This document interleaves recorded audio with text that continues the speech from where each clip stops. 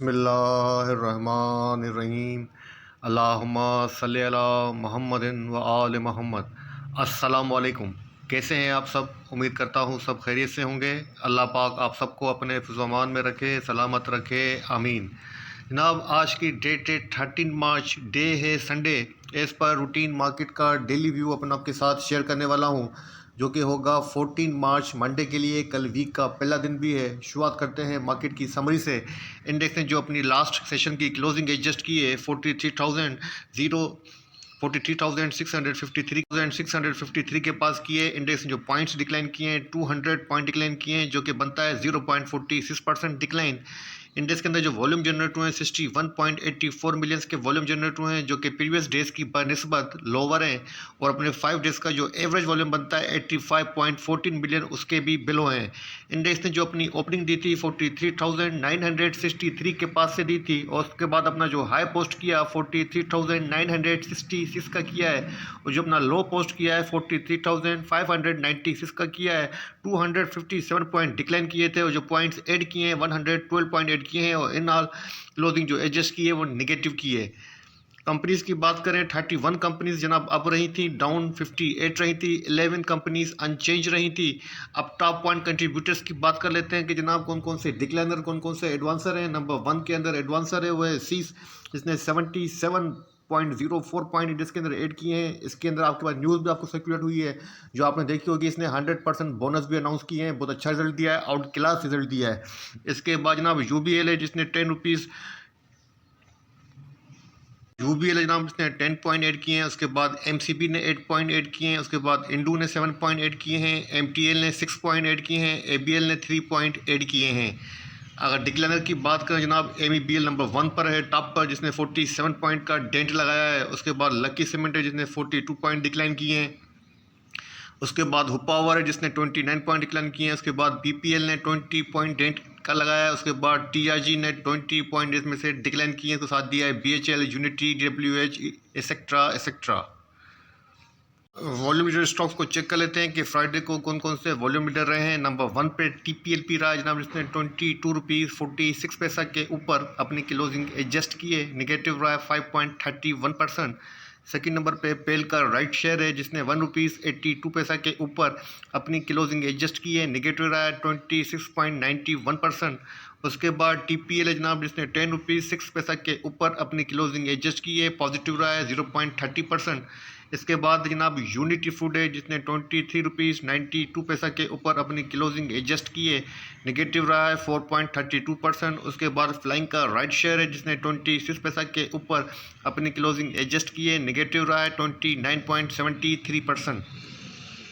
Day को जो result announce हुए थे उसका ओवरव्यू कर लेते हैं। नंबर 1 पे हमारे पास जो कंपनी वो सीस है, जिसकी ईपीएस आई है 24 रुपीज़ 12 पैसा। आपको डिविडेंड भी दिया है 5 रुपीज़ का, और 100% बोनस शेयर भी इशू किए हैं। और इसके बाद नंबर है जनाब पीआईए का, तो आपके सामने है, जिसकी एलपीएस आई है 9 रुपीज़ 57 पैसा। इसके बाद जनाब JSCL, तो इसकी ईपीएस 86 पैसा ही है, डिविडेंड वगैरह नील है। और ये रिजल्ट जनाब ये ईयर एंडेड दिसंबर 31 2021। इनका शेड्यूल भी चेक कर लेते हैं 14 मार्च का। तो नंबर 1 पे हमारे पास जो कंपनी है वो EPQL है, जिसकी मीटिंग जनाब कराची के अंदर 10 AM के ऊपर है, और मीटिंग का जो एजेंडा है वो सर्टेन कॉर्पोरेट एक्शन से है। उसके बाद जनाब DATM, जिसकी मीटिंग लाहौर के अंदर है 11 AM के ऊपर, और मीटिंग का जो एजेंडा है वो हाफ ईयरली अकाउंट से दिसंबर 31 2022। ट्रांजेक्शन को चेक कर लेते हैं कि 11 मार्च को कौन कौन सी कंपनीज की रही है। तो नंबर 1 पे हमारे पास ABL है, जिसकी ट्रांजेक्शन जो हुई है फ्राइडे को, जनाब देखते हैं क्या हुआ है। बाइंग हुई है 79,000 शेयर्स की 86 की प्राइस के ऊपर, इसका ट्रेंड बाइंग के ऊपर है। और सेकंड नंबर पे AVN है जनाब, जिसका ट्रेंड सेल के ऊपर है। और देखते हैं फ्राइडे को क्या हुआ है। 10 शेयर्स की बाइंग हुई है, माइनर ट्रांजेक्शन है। उसके बाद है जनाब एग्रो, इसका ट्रेंड बाइंग के ऊपर है, और फ्राइडे को क्या हुआ है, बाइंग हुई है 37,100 शेयर्स की 269 की प्राइस के ऊपर। इसके बाद नंबर है GATM का जनाब, इसका ट्रेंड भी बाइंग के ऊपर है। देखते हैं फ्राइडे को क्या हुआ है। बाइंग हुई है 1,12,000 शेयर्स की 44 रुपीज़ 54 पैसा की प्राइस के ऊपर।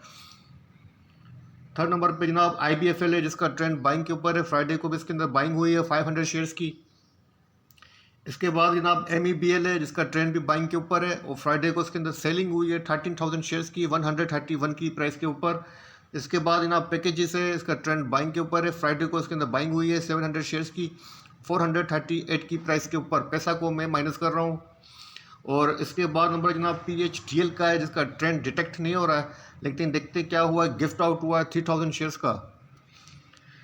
और इसके बाद रेडको है जनाब, रेडको का ट्रेंड भी बाइंग के ऊपर है। फ्राइडे को इसके अंदर क्या हुआ चेक कर लेते हैं जनाब। 1000 शेयर्स की बाइंग हुई है 7 रुपीज़ 75 की पैसा की प्राइस के ऊपर। इसके बाद जनाब SPEL, तो इसका ट्रेंड भी बाइंग के ऊपर है। और देखते हैं फ्राइडे को इसके अंदर क्या हुआ जनाब। बाइंग हुई है 63,000 शेयर्स की 15 रुपीज़ 97 की प्राइस के ऊपर। इसके बाद जनाब MTL, तो ये ट्रांजैक्शन है 10 मार्च की, तो 11 मार्च की जो ट्रांजैक्शन थी इसको यहीं क्लोज करते हैं। अच्छा जनाब, अब बात करते हैं डेटा की। डेटा को डिस्कस करना, डेटा की एनालिसिस करना भी बहुत ज़रूरी है। तो 11 मार्च का सेटलमेंट रेशो फ्राइडे का आपके सामने है 68%, काफ़ी अच्छा रेशो है, इनकरेज रेशो है। और सबसे अच्छा जो रेशो है जनाब AGB का है 100%। उसके बाद जो मुझे नज़र आ रहा है 98% सीनर्जी का है, 87% ईफर्ट का है। और MLCF का 80% जो रेशो है, काफ़ी अच्छा रेशो है। MLCF हमारे प्रीवियस वीक के अंदर सबसे टॉप परफॉर्मर रहा है, जिसने गेन किया है 4%, वो MLCF रहा है। और नॉर्थ साइड के अंदर सीमेंट की प्राइस भी इंक्रीज़ हुई है, तो ये भी आपको बताना चलूँ तो सीमेंट के लिए पॉजिटिव मुझे साइन नज़र आता हुआ नज़र आ रहा है। ठीक है जनाब, तो ये था सेटलमेंट रेशियो। अब देखते हैं FIPI LIPI डेटा की क्या पोजीशन है। अच्छा जनाब, आपके सामने portfolio investment FIPI LIPI data मौजूद है 11 मार्च का। इसमें आप देख सकते हैं कि जनाब ओवरसी पाकिस्तानी की जो बाइंग है 2.11 US मिलियन की इनकी बाइंग है। और जो ओवरऑल नेट बाइंग बन रही है 1.22 US मिलियन की इन्होंने बाइंग की है। काफ़ी अच्छी खासी बाइंग की है और बहुत दिनों बाद ओवरसीज पाकिस्तानी अगेन जो है बाइंग के ऊपर नज़र आते हैं। और इसके बाद देखते हैं कि किस सेक्टर के इन्होंने बाइंग की है। तो सीमेंट सेक्टर के अंदर इन्होंने 1.20 बिलियन की बाइंग की है। और इसके बाद जो इनकी बाइंग नज़र आ रही है अच्छी, मुझे बाइंग 0.40 बिलियन की वो फर्टिलाइजर सेक्टर के अंदर नज़र आ रही है। और अगर हम फॉरेन कॉर्पोरेट्स की बात करें तो जनाब इनकी टेलीकॉम के अंदर सेलिंग नज़र आ रही है 0.67 की, और 0.83 की इनकी सेलिंग नज़र आ रही है बैंक्स के अंदर, फर्टिलाइजर के अंदर और सीमेंट के अंदर और ऑयल एंड गैस के अंदर ये बाइंग के ऊपर है। इसके बाद बात करते हैं जनाब लोकल डेटा की। तो लोकल डेटा में नंबर 1 पे आते हैं इंडिविजुअल्स, जिन्होंने पैनिक सेलिंग की है 4.39 मिलियन की सेलिंग की है। जिस सेक्टर के अंदर अच्छी सेलिंग की है वो है सीमेंट सेक्टर, 2.14 मिलियन की सेलिंग की है। और जिस सेक्टर के अंदर बाइंग की है जनाब वो है टेलीकॉम सेक्टर, 1.10 मिलियन की बाइंग की है। और इसके बाद हम बताएं कंपनीज़ का, कंपनीज़ की नेट पोजीशन बाइंग के ऊपर है 3.14 मिलियन की नेट बाइंग की है, काफ़ी अच्छी खासी बाइंग की है। और जिस सेक्टर के अंदर अच्छी बाइंग की है वो है बैंक्स, 0.58 बिलियन की बाइंग की है बैंक्स के अंदर कंपनीज़ ने। और सेलिंग की है जनाब अच्छी सीमेंट के अंदर 0.32 मिलियन की। इसके बाद नंबर आता है जनाब बैंक्स का। तो बैंक्स की नेट पोजीशन बाइंग के ऊपर है 0.35 बिलियन की नेट बाइंग की है। और जिस सेक्टर के अंदर अच्छी बाइंग की है 0.26 मिलियन की जनाब वो है सीमेंट सेक्टर। और जिस सेक्टर के अंदर अच्छी सेलिंग की है 0.23 मिलियन की वो है फर्टिलाइजर सेक्टर। इसके बाद नंबर आता है जनाब म्यूचुअल फंड का। तो म्यूचुअल फंड की नेट पोजीशन सेल के ऊपर है 0.32 मिलियन की नेट सेलिंग है। जिस सेक्टर के अंदर अच्छी सेलिंग की इन्होंने जनाब वो है 0.31 के साथ फर्टिलाइजर सेक्टर। और जिस सेक्टर के अंदर इनकी बाइंग नजर आ रही है 0.93 मिलियन की वो है सीमेंट सेक्टर। और टेलीकॉम सेक्टर के अंदर भी इन्होंने अच्छी सेलिंग की है 0.96 मिलियन की। इसके बाद हम बात है अदर्स इंस्टीट्यूट का। तो अदर्स इंस्टीट्यूट की नेट पोजीशन जनाब बाइंग के ऊपर है 0.23 मिलियन की इनकी नेट बाइंग है। जिस सेक्टर के अंदर इन्होंने अच्छी बाइंग की है मुझे नज़र आ रही है जनाब 0.12 के साथ वो है ऑयल एंड गैस एक्सप्लोर। इसके बाद हम बात है ब्रोकर्स का। तो ब्रोकर्स की नेट पोजीशन सेल के ऊपर है 0.45 मिलियन की नेट इनकी सेलिंग है। जिस सेक्टर के अंदर अच्छी सेलिंग की है 0.09 मिलियन की वो है जनाब सीमेंट सेक्टर। इसके बाद नंबर आता है इंश्योरेंस कंपनीज़ का। तो इंश्योरेंस कंपनीज़ की नेट पोजीशन बाई के ऊपर है 0.22 मिलियन की नेट बाइंग है। जिस सेक्टर के अंदर अच्छी बाइंग की है 0.16 मिलियन की जनाब वो है सीमेंट सेक्टर।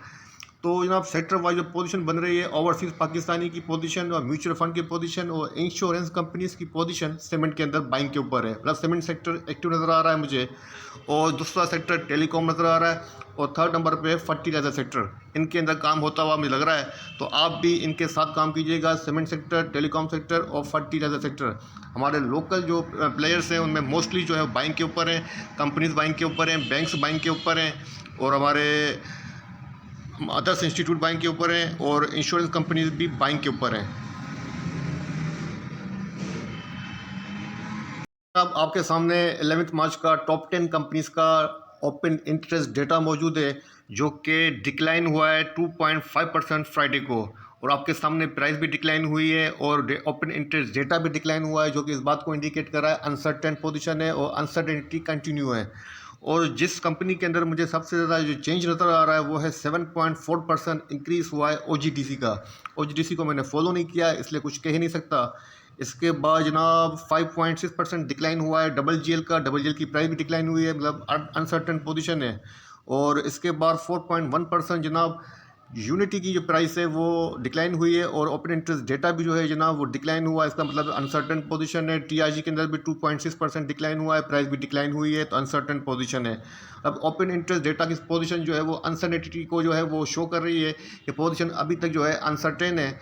अब जनाब जो ओवरऑल डेटा को देखने के बाद CP लिपी डेटा देखने के बाद और जो हमारे पास सेटलमेंट रेशो था 68% और ओपन इंटरेस्ट डेटा वो जनाब इस चीज़ को बता रहा है कि अभी तक मार्केट की जो डायरेक्शन है क्लियर नहीं है, लेकिन फिर भी बाइंग की तरफ जो है लोगों का रुझान ज़्यादा है बनिस्बत सेलिंग की तरफ। क्लियर कह रहा हूँ कि बाइंग की तरफ रुझान ज़्यादा है, सेलिंग की निस्बत कम है, तो इस बात को अपने माइंड के अंदर रखिएगा। और अभी मैं आपके साथ इंशाल्लाह ताला कुछ न्यूज़ भी डिस्कस करूंगा जो कि कल मार्केट के ऊपर इम्पैक्ट कर सकती हैं, क्योंकि न्यूज़ का मार्केट सेंटीमेंट के ऊपर असर करना, इफेक्ट करना बहुत इंपॉर्टेंट होता है। तो वो भी आपके साथ शेयर कर देता हूँ कि कल और आज मार्केट के साथ जो आज न्यूज़ हैं उनका क्या असर पड़ेगा मार्केट के ऊपर। अच्छा जनाब, कुछ पॉजिटिव न्यूज़ भी जो है आपके साथ शेयर कर दूं जो कि आपको कल काम आ सकती हैं। तो नंबर 1 पे जो मेरे पास न्यूज़ है वो कल की है 12 मार्च की, कि लॉन्ग स्टील इंडस्ट्री ने प्राइस इंक्रीज़ की है स्टील बार की और नॉर्थ रीजन के अंदर, जो कि पॉजिटिव साइन है मुगल स्टील के लिए और आगा स्टील के लिए। मुगल स्टील और आगा स्टील के लिए पॉजिटिव साइन है, ठीक है जनाब। और सेकंड है, अच्छा जनाब, और सेकंड जो न्यूज़ है कल की मेजर न्यूज़ वो सीमेंट के हवाले से है। तो आपके सामने है कि सीमेंट की प्राइस भी इंक्रीज़ हुई है नॉर्थ रीजन के अंदर स्टील के साथ साथ 50 रुपीज़ पर बैग, 50 रुपीज़ पर बैग जो है वो इंक्रीज़ हुई है और ये इफेक्टेड होगी कल से 12 मार्च से। अब नॉर्थ रीजन के अंदर जो सीमेंट प्लांट्स हैं, मेजर जो प्लांट है वो हमारे पास लक्की सीमेंट का है और सेकेंड नंबर पर MLCF है। MLCF और लक्की सीमेंट के लिए पॉजिटिव है ये भी न्यूज़। तो स्टील की न्यूज़ आगा स्टील के लिए और मुगल स्टील के लिए, और सीमेंट की न्यूज़ जो ये स्पेशली नॉर्थ रीजन के अंदर लक्की सीमेंट और MLCF के लिए न्यूज़ है। और अब देखते हैं कि आज कौन सा मेजर न्यूज़ है जो कल के मार्केट के ऊपर इम्पैक्ट कर सकता है, इफेक्ट कर सकता है, उसको चेक कर लेते हैं। अब आज की जो मेजर न्यूज़ जो मार्केट के सेंटीमेंट के ऊपर इफेक्ट कर सकती है कल, वो आज नो ट्रस्ट मूव रिगार्डिंग है, जो कि आज गवर्नमेंट की अहम इत्यादि इसके कोलिशन पार्टनर पाकिस्तान मुस्लिम लीग क्यू, जिसकी अनाउंसमेंट होनी है, उनको फाइनल डिसीजन करना है कि वो गवर्नमेंट के साथ चलना चाहते हैं या गवर्नमेंट को लेफ्ट करना चाहते हैं। तो ये अहम डिसीजन गवर्नमेंट की डायरेक्शन को फेस करेगा कि कल गवर्नमेंट लीड कर सकती है, और ये अगर गवर्नमेंट के लिए निगेटिव हुआ और अगर उन्होंने साथ नहीं दिया और निगेटिव हुई तो ये एक निगेटिव ट्रिगर होगा पाकिस्तान स्टॉक एक्सचेंज के ऊपर भी। ओवरऑल हमारे लिए एक निगेटिव न्यूज़ होगी और गवर्नमेंट की जो पोजीशन है वो थोड़ी सी वीक हो जाएगी अगर पाकिस्तान मुस्लिम लीग क्यू गवर्नमेंट से निकल जाती है। तो ये बड़ी मेजर न्यूज़ है जो आज होनी है, जिसका इम्पैक्ट मार्केट के ऊपर कल पड़ सकता है। सामने मार्केट का डेली चार्ट ओपन है। डेली चार्ट के ऊपर जो पैटर्न बन रहा है dark cloud cover pattern appear हो रहा है, जो कि रिकवरी को नहीं डाउनवर्ड को इंडिकेट कर रहा है और एक नेगेटिव पैटर्न है। और यहाँ से मार्केट मज़ीद जो है स्टॉप एंड रिवर्स होती हुई नज़र आ रही है। और यहाँ पर इंडेक्स के पास अब जो फर्स्ट बनेगी सपोर्ट जनाब वो यहाँ बनेगी 43,550 के अराउंड, 43,550 के अराउंड फर्स्ट सपोर्ट बनेगी। और इसके बाद जो सपोर्ट बनती नज़र आ रही है जनाब मुझे वो यहाँ नज़र आ रही है 43,219 के अराउंड इंडेक्स के पास सेकंड सपोर्ट है। अगर रेजिस्टेंस की बात करूं तो इंडेक्स के पास फर्स्ट रेजिस्टेंस यहाँ बनती है, जिसको इंडेक्स मैनेज नहीं कर पा रहा है, वो है जनाब 43,900 के अराउंड। 43,900 के अराउंड फर्स्ट रेजिस्टेंस है और इसके बाद जो रेजिस्टेंस बनती है जनाब वो यहाँ बनती है 44,140। तो फिलहाल जो मार्केट की पोजीशन है, जो लास्ट सेशन की क्लोजिंग हुई है फ्राइडे को नेगेटिव हुई है और डाउनवर्ड को इंडिकेट कर रही है। लेकिन ओवरऑल जो पोजीशन है इंडेक्स ने अभी तक अपनी लाइफ लाइन लेवल को, जो कि 42,700 का है, उसको भी मैनेज किया हुआ है और अपनी क्लोजिंग जो दी है वो 43,600 के ऊपर दी है, क्योंकि 600 के पास भी इंडेक्स के पास रेजिस्टेंस जिसको इंडेक्स ने मैनेज किया हुआ है फिलहाल। तो पोजीशन जनाब इंडेक्स की अभी तक जो है वो न्यूट्रल है और ऑल ओवर पोजीशन जो सेंटीमेंट है मार्केट मार्केट के फ़िलहाल नेगेटिव हैं और मैं आपके साथ तमाम न्यूज़, इवेंट्स और डेटा का जो भी आपके साथ शेयर कर चुका हूँ। तमाम चीज़ें देखने के बाद मुझे लगता है कि आपको वेट एंड वॉच की ही स्ट्रेटेजी रखनी चाहिए।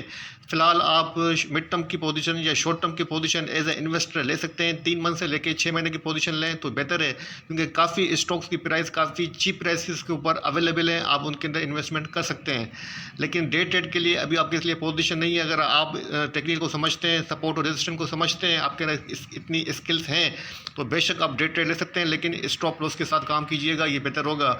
और मार्केट के लिए जो मेरा ओवरऑल स्टॉप लॉस है मैं आपको बता चुका हूँ 42,700 का है। फिर रिपीट कर देता हूँ, 42,700 का स्टॉप लॉस है। चाहे इन्वेस्टर हो चाहे ट्रेडर हो, इसके रहते हुए काम कीजिएगा। इसके बिलो जो है आपको फ़िलहाल वेट करना चाहिए, लेकिन जब तक इंडेक्स 42,700 से अबव है, आप मिड टर्म शॉर्ट टर्म की पोजीशन ले सकते हैं। ठीक है जनाब, तो ये था मार्केट का ओवरऑल व्यू। मैंने आज आपके साथ तमाम चीज़ें कवर की हैं, न्यूज़ भी कवर की हैं, पॉलिटिकल साउंड जो है वो भी कवर कर दिया है, डेटा का क्वांटिटेटिव एनालिसिस आपके साथ शेयर कर दिए हैं, चार्ट भी शेयर कर दिया है, बोर्ड मीटिंग भी शेयर कर दिए हैं, फाइनेंशियल रिजल्ट भी शेयर कर दिए हैं। मुझे नहीं लगता कि मार्केट के लिए कुछ डिस्कस करने के लिए कुछ रहता है। कुछ रहता हो तो मैं आपके साथ वो भी डिस्कस कर दूँ, लेकिन मेरे ख्याल से मैंने ओवरऑल सारा व्यू आपके साथ अपना शेयर कर दिया है। उम्मीद करता हूँ वीडियो आपको पसंद आएगी, और पिछली वीडियो के अंदर या लास्ट वीडियोज़ के अंदर कोई कमी पेशी हुई हो तो आज मैंने वो सारी कवर करने की कोशिश की है। उम्मीद करता हूँ कि मेरी कोशिश आपको पसंद आएगी। पसंद आए तो लाइक कीजिएगा, दोस्तों के साथ शेयर कीजिएगा। अपने प्यारों का बहुत ख्याल रखिएगा, मुझे अपनी दुआ में याद रखिएगा। अल्लाह हाफ़िज़।